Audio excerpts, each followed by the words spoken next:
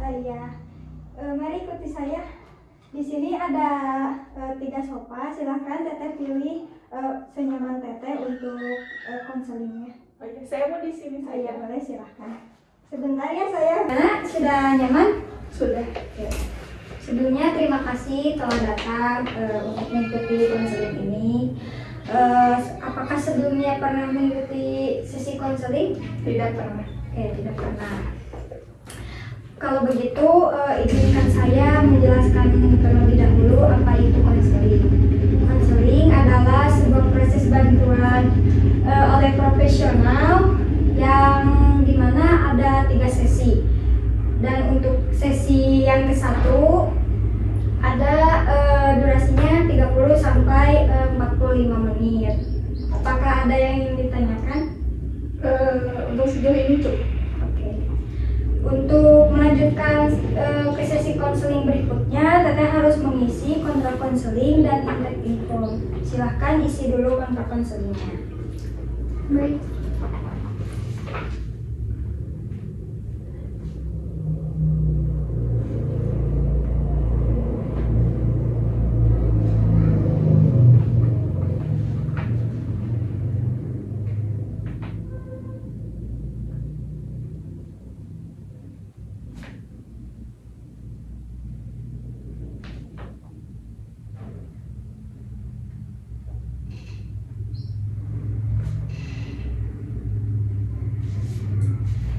Sudah selesai? Iya, terima kasih. Selanjutnya ada formulir intake info. Silakan boleh dilihat dulu. Kalau Teteh merasa kesulitan, boleh dibantu sama saya. Apakah ini untuk diisi? Iya, Langsung diisi sama saya? boleh sama Teteh, boleh sama saya dibantu. Mau dibantu apa mau isi sendiri? Dibantu saja. Boleh.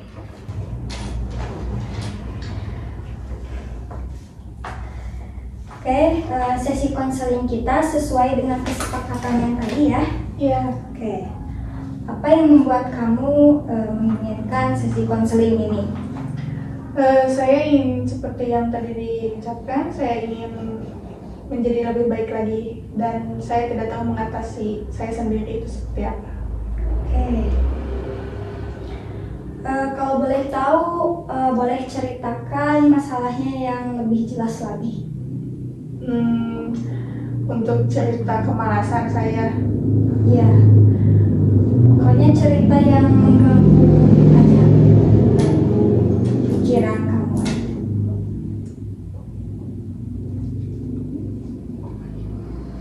Misalnya kamu itu stres itu gara-gara apa atau gimana gitu. Boleh ceritakan. kalau untuk stres sih, nah jadi gimana ya, saya itu tipikal orang yang cemas akan misalnya terjadi sesuatu itu saya selalu cemas. Nah dan apabila saya sudah cemas, saya itu suka malas mengerjakan sesuatu. Karena efek dari malas itu mungkin itu dari teman-teman saya mungkin di kampus ataupun di mana-mana itu membuat saya malas itu. Kalau boleh tahu cemasnya itu tanpa alasan atau beralasan? Itu pikiran saya saja, jadi saya berasumsi terlalu berlebihan, berpikir berlebihan akan sesuatu yang belum terjadi. Oke. Kapan kamu merasa cemas itu, dari kapan? Dan apa pemicunya yang membuat kamu itu merasa seperti itu? Mungkin kalau untuk tingkat kecemasannya saya itu dari SMK mungkin ya. Jadi saya itu melakukan sesuatu itu harus ada plan dulu. Apabila saya tidak ada planning, itu saya takut overthinking akan kegagalan. Oke. Terus kamu merasa khawatir berarti ya, cemas? Ya, sesuatu yang belum terjadi itu saya cemas banget. Oke.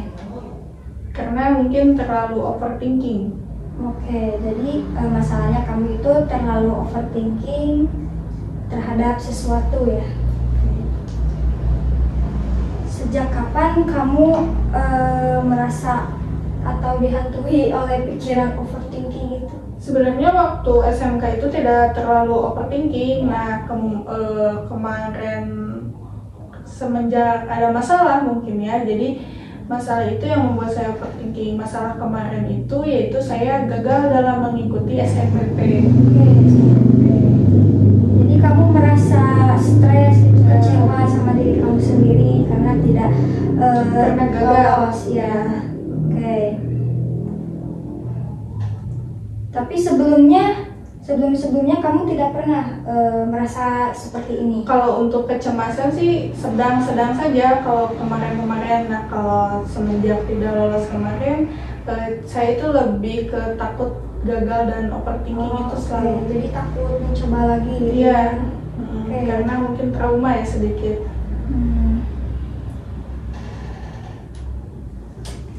Terus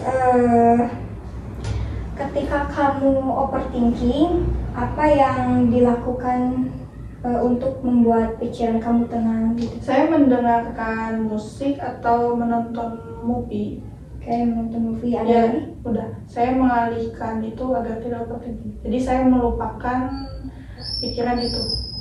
Dengan nonton Movie dan mendengarkan musik juga. Oke. Nah, terus apa yang kamu rasakan ketika kamu sedang overthinking? Efeknya ke diri kamu itu apa?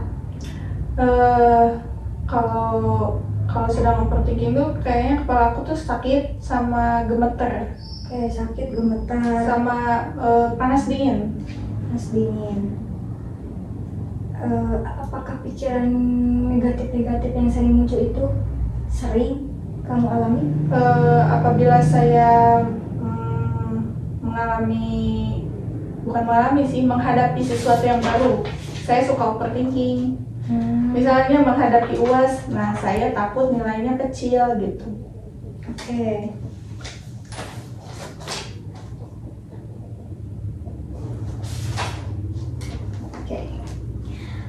Nah, sekarang bisa saya simpulkan masalahnya ya. Mungkin untuk masalah yang pertama, kamu itu merasa terlalu berlebihan ya berpikirnya, terlalu negatif gitu, menghadapi sesuatu yang belum dicoba dan takut gagal ya. Terus yang kedua, kamu itu efek dari pikiran-pikiran negatif itu membuat kamu menjadi malas beraktivitas. Ya. Oke. Hal yang lain yang ingin diceritakan? Nah, mungkin yang ingin diceritakan itu dari keluarga dulu. Jadi saya itu sama ayah saya itu tidak terlalu dekat. Kenapa tidak terlalu dekat? Karena saya ditinggalkan oleh ayah saya itu waktu umur 12 tahun. Nah, jadi di situ saya kalau ada masalah apapun itu saya tidak cerita ke siapapun, saya pendam sendiri aja. Nah, karena ibu saya tidak selalu menanyakan kabar saya atau masalah tentang saya, jadi saya ya udah pendam sendiri aja. Mungkin dari situ saya merasa sendirian. Nah, jadi apapun itu saya itu larinya ke berpikiran negatif mungkin ya. Nah, jadi saya itu suka sendiri dan mengurung diri di kamar seperti itu. Nah, kalau untuk saya pribadi, saya memiliki overthinking terlalu berlebihan dan insecure. Nah, dan masalah selanjutnya juga ada di percintaan mungkin ya. Iya, nah. Jadi kamu merasa kamu itu kesepian dan kamu juga merasa kecewa mungkin ya terhadap ibu kamu karena tidak memperhatikan atau tidak intinya tidak memperhatikan kamu. Ya, betul. Kalau untuk masalah percintaan, apakah saya boleh tahu lebih lanjut? Iya boleh, tapi hanya diceritakan oleh saya saja. Nah, jadi untuk percintaan juga saya itu tidak terlalu tidak terlalu suka untuk jalan berdua mungkin ya. Jadi saya itu hanya menyukai untuk mungkin sharing karena saya tidak terlalu dekat dengan keluarga kayak ibu saya. Jadi saya itu ingin punya seseorang yang tempat saya cerita, tempat saya ngobrol. Jadi apapun itu masalahnya, nah saya ingin cerita ke pasangan saya. Tapi pasangan saya itu kalau mendengar cerita saya itu tidak terlalu ingin tahu tentang saya. Cuek. Iya, cuek. Jadi yaudahlah gitu. Itu kan masalah kamu. Nah, gitu. Oh, oke. Jadi kamu merasa tidak dicintai oleh pasangan kamu ya? Iya. Oke. Kalau boleh tahu, apakah udah lama itu hubungannya? Kalau untuk hubungan udah lama sih. Ya 2 tahun lah. Saya kenalnya itu di waktu SMK. SMK, oke. Apakah kamu pernah curhat sama teman atau gimana gitu? Udah sama pasangan? Kalau untuk teman saya juga tidak terlalu terbuka. Oke, kenapa? Karena menurut saya teman juga punya masalah pribadi mungkin ya. Jadi kalau untuk menceritakan masalah keluarga saya itu tidak terlalu penting menurut saya. Ya. Jadi saya ingin cerita ke orang yang menurut saya penting saja. Seperti pacar kan itu telah menjadi bagian dalam hidup saya. Oke. Berarti kamu menganggap teman itu tidak begitu penting gitu ya di hidup kamu? Iya mungkin. Bukan tidak terlalu penting sih, hanya saja saya tidak ingin membebani mungkin ya, membebani masalah saya ke teman saya sih. Saya takutnya membebani. Tapi kamu pernah curhat pada teman kamu Kalau tentang sekilas masalah yang mungkin berat bagi kamu? saya tidak pernah sih, karena teman juga kalau di teman itu mungkin kurang menanggapi sih. Saya juga ingin sebenarnya bercerita ke teman, cuman teman itu kurang menanggapi saya juga. Ya. Ada lagi? Untuk masalah, untuk itu jadi saya mungkin menyimpulkan bahwa semua orang itu tidak peduli terhadap saya maupun keluarga, teman, sama pacar sekalipun itu menurut saya itu tidak peduli. Nah dari situ saya suka mengurung di kamar dan menimbulkan pikiran negatif dan overthinking. Apapun yang saya lakukan itu pasti selalu akan gagal gitu, seperti itu. Jadi kamu merasa tidak ada orang yang mengerti kamu? Ya, dan efeknya terhadap kamu itu kamu menjadi malas, overthinking, insecure. Kalau untuk insecure, ketika kapan dan di mana gitu kamu merasa insecure? Menurut aku kalau ketika aku insecure itu ketika kita ingin menanggapi sesuatu tapi kita tidak didengar. Ada lagi sama kalau misalnya apa-apa tuh jadi kita itu tidak dilihat, tapi kita tuh ada di sana tapi kita tidak dilihat oleh dicuekan oleh teman, keluarga. Jadi kita ada di sana tapi seolah-olah kita tidak ada di sana. Rasa kurang diperhatikan ya.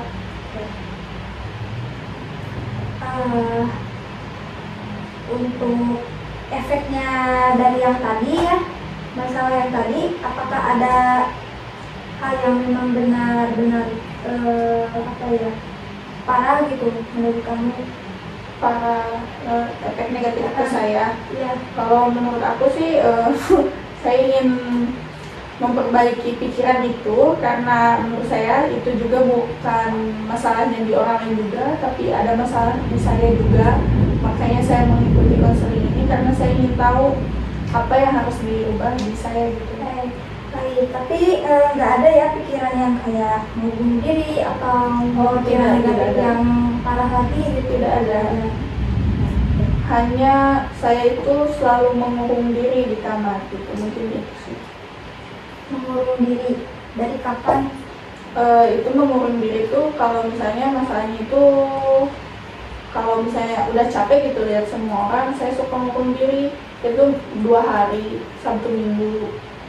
Iya, dari sering itu mungkin kalau terakhir itu kemarin kali ya, hari Sabtu Minggu kemarin.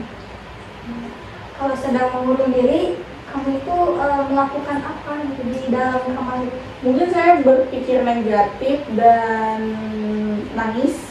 Nangis. Ya. Ada lagi? Mungkin coret-coret ya. Coret-coret kertas gitu. Ya. Oh, suka coret-coret ya kertasnya. Oke. Nah, untuk mungkin kalau untuk temannya itu ada tambahan lagi. Jadi teman saya itu pas masuk kampus saya menemukan teman wanita, dia itu toksik. Kenapa toksik? Karena dia itu selalu membenci saya. Jadi membenci dalam artian kalau misalnya saya mendapatkan sesuatu, misalnya lebih dari dia maupun nilai atau apapun itu, dia itu selalu ingin menjatuhkan saya. Ya, nah dari situ saya itu mengalah lah, saya itu tidak mau apa-apa pun, ya udahlah biarin aja dia aja gitu.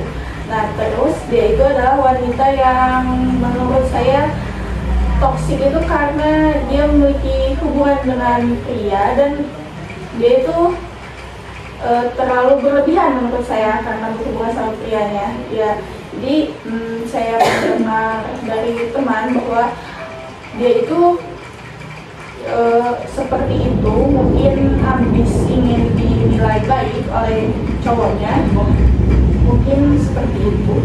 Ya, jadi kamu merasa risih dengan lingkungan toksik yang kamu alami di perkuliahan ya. Untuk kejadian yang menurut kamu parah dan ada efek yang terjadi pada kamu gitu. Oh, mungkin kalau untuk kejadian itu waktu itu dia tuh pernah jadi dia itu pernah izin. Jadi wanita itu diamnya di asrama dan dia itu pernah izin ke ibu asramanya. Dia bilang gini, katanya dia tuh pergi sama aku, sedangkan aku itu tidak pergi sama dia. Tapi kata dia tuh, nah ibu asramanya menelpon ke saya, kata ibu asramanya kalau Rismanya di mana, saya mau ngobrol sama dia. Nah aku jawab tuh, aku sama sekali nggak sama Risma, tapi Rismanya ngasih tahu ke ibu asrama kalau dia itu pergi sama aku dan belajar sama aku. Nah dari situ mungkin saya tidak tahu Risma itu kemana dan gimana sama siapa. Nah habis itu Risma itu ketahuan bikin status sama cowok. Nah iya, nah mungkin dari situ kesannya aku kepitnah dong di situ. Ya, nah ibu kosnya itu marah-marah ke saya, bilangnya kalau misalnya kamu gak jujur gitu, bilang aja Rismanya kemana gitu, jangan menyembunyikan Risma. Jadi seolah-olah saya itu dipitnah kata ibu asramanya, jadi jangan menyembunyikan Risma padahal saya tidak pergi dengan dia gitu. Ya jadi mungkin efek ke saya tuh mungkin efek ke saya tuh mungkin malas kali ya, malas berteman sama orang seperti itu ya.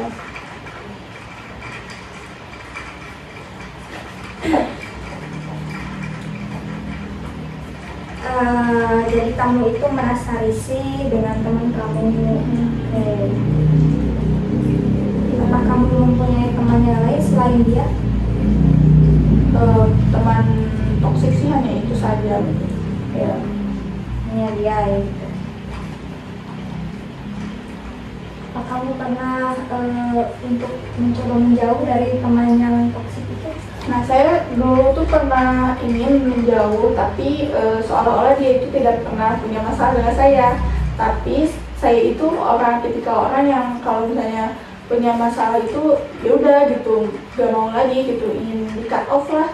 Tapi dia itu seolah-olah kayak nggak punya masalah, kayak gitu. Aku juga pernah ngomong ke dia kalau ya udah gitu, jangan temenan sama aku karena yang kena imbasnya tuh aku dari masalah kemarin. Tapi dia tetap aja kayak biasa aja, kayak nggak punya masalah. Nah, ingin memutuskan hubungan itu kemarin tidak bisa karena dia tuh mungkin ingin dicap baik ya kali, jadi tidak ingin punya masalah sama saya gitu. Ya, saya juga tidak ingin punya masalah sama dia, cuman saya tidak mau bergaul dengan dia gitu. Jadi kamu sudah pernah mencoba untuk memutuskan hubungan dengan orang yang toksik itu, tapi si teman kamu yang toksik itu tidak apa ya, tidak mau ya intinya gitu, berpura-pura tidak ada masalah dan dia seolah-olah tidak terjadi apa-apa di antara kamu dan teman kamu yang toksik itu.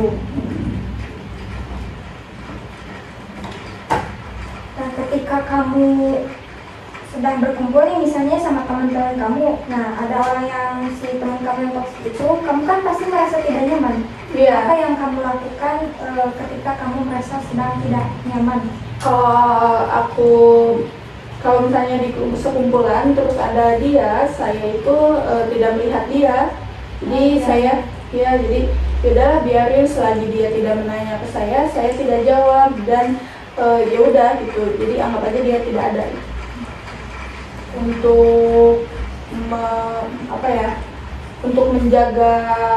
Untuk menjaga yang ada di sekitar mungkin ya, biar tidak bertengkar gitu sama dia. Jadi saya sebisa mungkin kalau misalnya risih ya udah diam aja gitu, tidak melihat dia.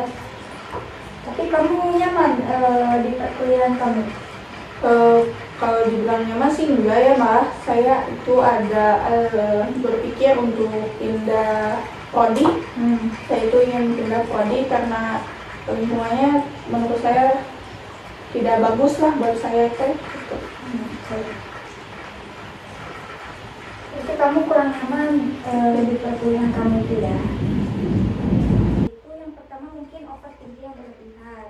Yang kedua, kamu itu malas untuk beraktivitas. Yang ketiga, kamu mengalami lingkungan toksik yang di perkuliahan kamu. Dan yang terakhir, kamu mungkin merasa kurang dekat dengan keluarga kamu gitu ya. Oke. Nah, sekarang coba kamu sebutkan 5 keuntungan ketika kamu terbebas dari masalah yang tadi saya sebutkan. Mungkin kalau untuk keuntungan dari bermalas-malasan, saya akan lebih produktif lagi mungkin dalam belajar ataupun lebih disiplin dari bangun ataupun apapun itu, bangun, makan, mungkin saya akan lebih disiplin kalau dari malas-malasan. Kalau lingkungan toksik itu mungkin saya lebih ceria ke kampusnya dan bersemangat mungkin ya ke kampusnya, karena teman toksik itu membuat saya cenderung tertekan untuk berada di dekat kelas di dekat teman seperti itu, tertekan sekali. Nah, kalau untuk keluarga mungkin saya akan kalau untuk di keluarga mungkin saya akan gimana ya? Tadi gimana pertanyaannya? Keuntungan jika kamu bebas dari masalah. Kalau untuk keluarga sih saya berharapnya sih mungkin saya ingin lebih terbuka lagi untuk ke ibu saya, dan ibu saya juga memperhatikan lebih gitu ke saya, jadi saya bisa cerita dan sharing apapun masalah itu, jadi saya tidak memendam masalah sendiri. Cukup?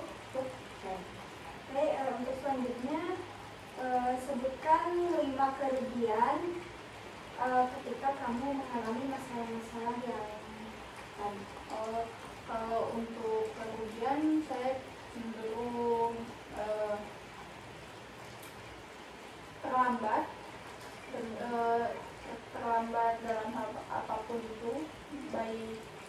ataupun pergi ke kampus ataupun bersiap-siap, itu saya selalu mengalami keterlambatan.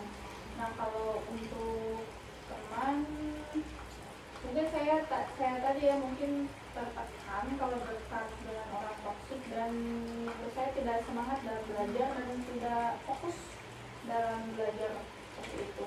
Nah, kalau untuk untuk keluarga cenderung saya lebih mungkin tidak terlalu terbuka lah. Kalau misalnya di rumah itu saya selalu sendiri dan tidak berkomunikasi dengan keluarga. Sudah? Apa hal kelebihan di dalam diri kamu?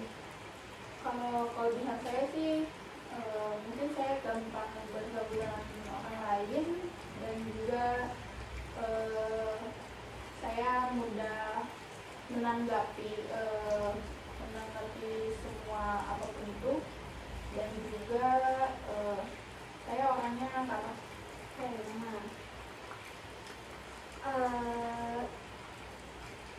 Apa kamu perasaan senang kamu pernah mengalaminya? Ya. Dan saat apa perasaan senang itu muncul? Kalau senang itu mungkin ketika saya sedang berada dengan orang yang tepat. Maksud dari orang tepat itu ketika seseorang mendengarkan masalah saya, terus memperhatikan saya. Nah, itu terus orang-orang yang membangun semangat saya untuk hidup.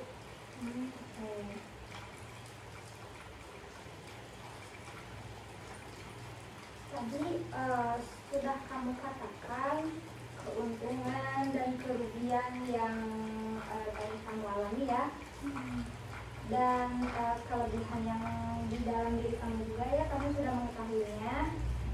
Mungkin kamu bisa berpikir mengalihkan pikiran negatif itu ke pikiran yang positif dengan melakukan tadi kelebihan kamu. Iya. Ya, boleh dicoba ya. Nah, jadi masalah kamu itu tadi overthinking, malas, terus juga lingkungan yang toksik. Nah,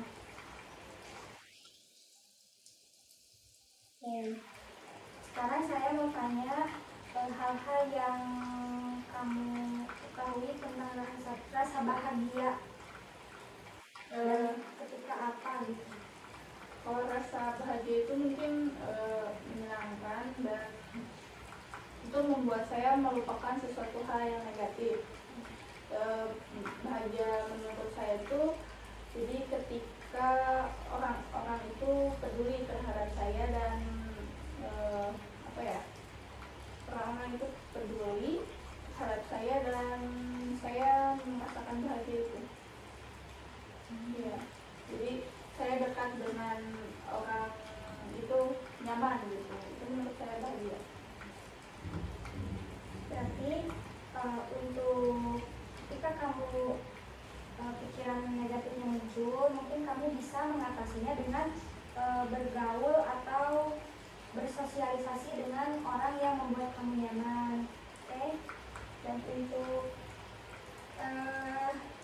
ketika kamu berpikiran overthinking ya, ketika mengurung di kamar, kan kamu seringnya tadi, mungkin kamu bisa dengan melakukan teknik relaksasi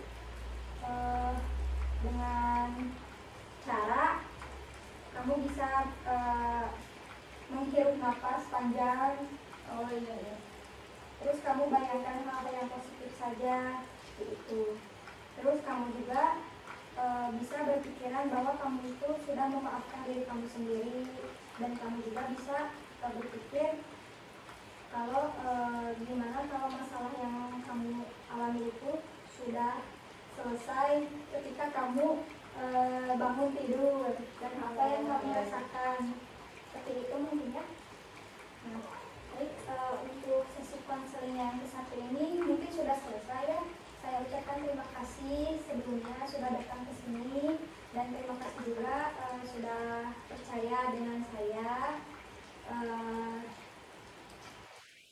Mungkin untuk sesi selanjutnya bisa dikonfirmasi terlebih dahulu ke saya ya, kapan dan di mananya gitu ya.